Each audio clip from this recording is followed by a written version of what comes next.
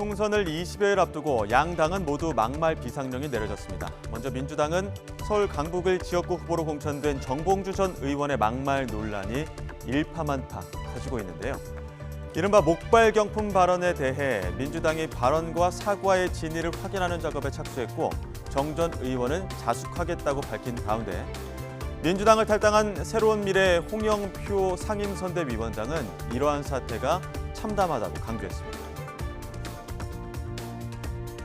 거기다 그러니까 정청래 최고위원이라든지 정봉주 이런 분들이 다 이번에 이제 정말 민주당의 새로운 중심으로서 확고하게 자리를 잡았죠. 네. 아마 저는 그 외에 얼마나 더 많은 이 막말과 이 정말 이 적대적인 언어, 증오의 언어 이런 것들을 아주 한 대표적인 정치인 아닙니까? 네, 저는 박용진 의원 같은 사람이 이렇게 떨어지면서 정봉주 같은 사람이 이렇게 민주당 후보로 되는 그게 민주당 현실이다. 그래서 제가 참담하다 그렇게 얘기를 한 겁니다. 국민의힘은 과거 5.18 폄훼 발언으로 논란이 된 대구 중남 9호 이 도태우 후보의 공천 유지 결정으로 후폭풍이 일고 있습니다. 당 내에서도 중도층 이탈을 우려하는 목소리가 새어나오고 있는데요. 민주당을 탈당해 국민의힘으로 간 이상민 의원도 이번 도 후보의 공천 유지 결정에 아쉬움을 남겼습니다.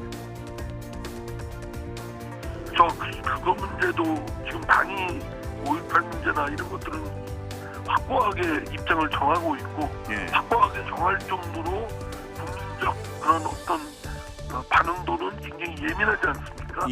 공당의 어떤 후보나 또는 입장으로 나오게 될 경우에는 그 파급력이 만만치 않다고 생각됩니다. 그런 점에서 후보의 그 발언은 매우 부적절한 것이고요.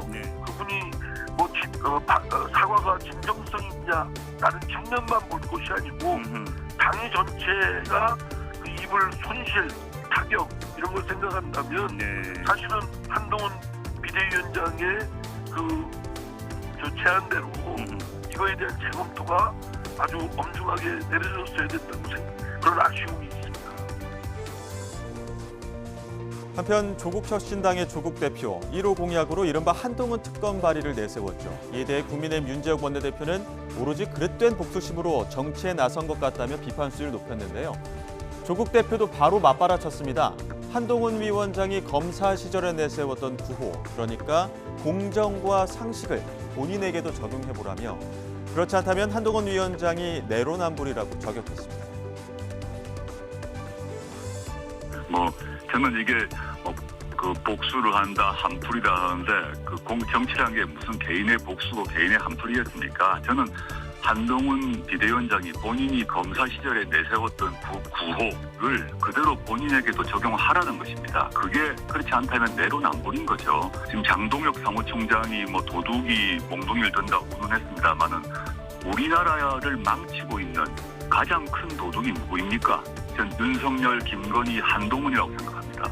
누가 큰 도둑인가를 먼저 지켜보고 국민들께서 판단하실까 생각하고요. 장동혁 사무총장에게도 묻고 싶습니다. 우리나라를 망치고 있는 가장 큰 도둑이 누구냐라고 묻고 싶습니다. 국민들이 그분들에게 몽둥이를 들어야 합니다. 국민의힘 조정훈 의원은 오히려 조국 대표가 내로남불의 상징이라고 비판했습니다. 정치인들은 누구나 상징 자본이 있는데 조국 대표하면 떠오르는 건 내로남불밖에 없다고 덧붙였습니다. 들어보시죠. 조국 전 장관 이제 정치인이죠. 명백하게. 그분이 상징하는 상징 자본은 전 한 가지 단어밖에 떠오르지 않습니다. 내로남불이죠.